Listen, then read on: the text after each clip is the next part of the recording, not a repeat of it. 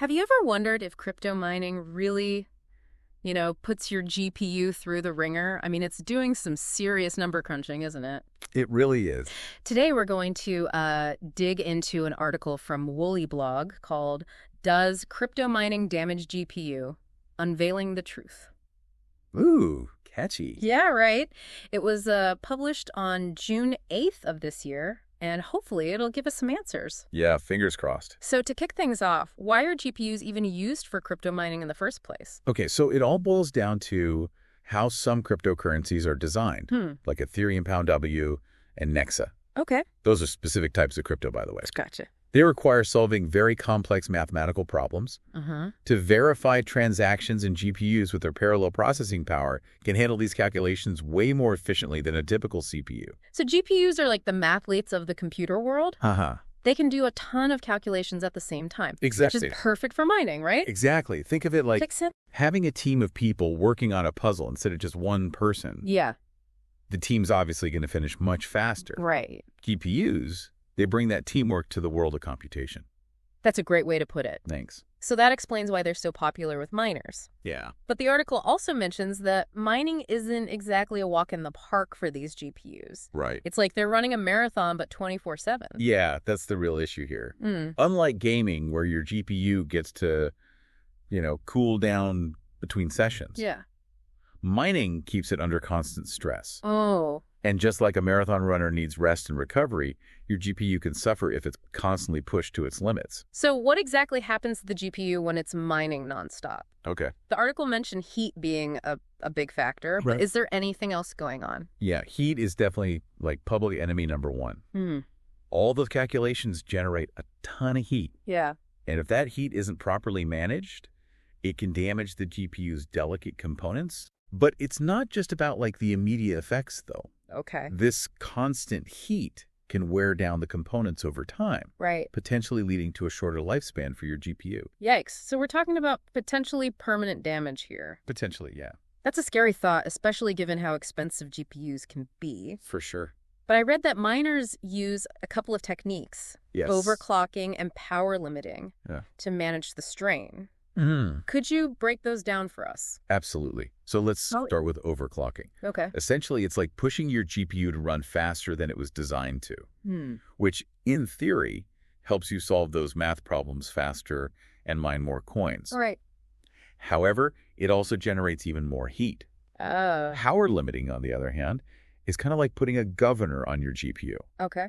You're limiting how much power it can draw, which helps keep temperatures under control. So it's a bit of a balancing act then. It is. You want to push the GPU for performance, but you also need to protect it from overheating. It's exactly. Miners are constantly tweaking these settings to find the sweet spot Wow. between performance and longevity. Think of it like tuning a race car. Okay. You want to squeeze every bit of speed out of the engine, Uh-huh. but you also need to make sure it doesn't overheat and blow a gasket. That's a great analogy. Thanks. So even with overclocking and power limiting, it sounds like cooling is still super important for miners. Absolutely. I mean, you wouldn't run a marathon in a parka, right? Yeah, cooling is absolutely crucial. Think of it like a high-performance engine. Okay. You need a good cooling system to keep everything running smoothly. Right. And for miners, that usually means going beyond the standard cooling solutions that come with the GPU. So what kind of cooling setups are we talking about here? The article didn't really go into much detail on that. Sure, so there are a few options. Okay. Some miners opt for beefier air coolers. Okay. Basically, big heat sinks with multiple fans. Uh-huh. Others go for liquid cooling. Which uses a system of tubes and radiators to circulate a coolant around the GPU. That sounds kind of like what you'd see in a high-end gaming PC. It is, yeah. I've heard some people even use immersion cooling, Yes, where the entire GPU is submerged in a special non-conductive fluid. that's right. It's Okay. definitely a more advanced setup, Wow. but it can be incredibly effective at keeping temperatures low. So with all these cooling options available, it seems like heat can be managed pretty effectively. Yeah, for sure. But the article also mentioned maintenance as being key to preventing damage. Right. What does that entail exactly? Well, just like with any piece of hardware, regular cleaning is essential. Okay. Dust buildup can insulate the GPU and trap heat. Yeah. So keeping things clean is really important. This is especially true for miners, since their GPUs are running constantly. So it's not just about having a good cooling system. Oh. It's also about making sure that cooling system can do its job effectively. Exactly. It's like you said earlier. Yeah. It's similar to car maintenance. A well-maintained engine is going to run better and last longer. Precisely. And speaking of maintenance, monitoring your GPU's temperature is also crucial. Right. You want to make sure things aren't getting too hot, Yeah. even with a good cooling setup. Right. There are various software tools that allow you to keep tabs on your GPU's temperature in real time. So, okay, being proactive in monitoring your GPU's vitals is key. It is. So, to loop back to our original question, Yeah. it seems like the answer isn't as straightforward as a simple yes or no. Right. Crypto mining can damage your GPU, but it's not an inevitable outcome. That's a good way to sum it up. Okay.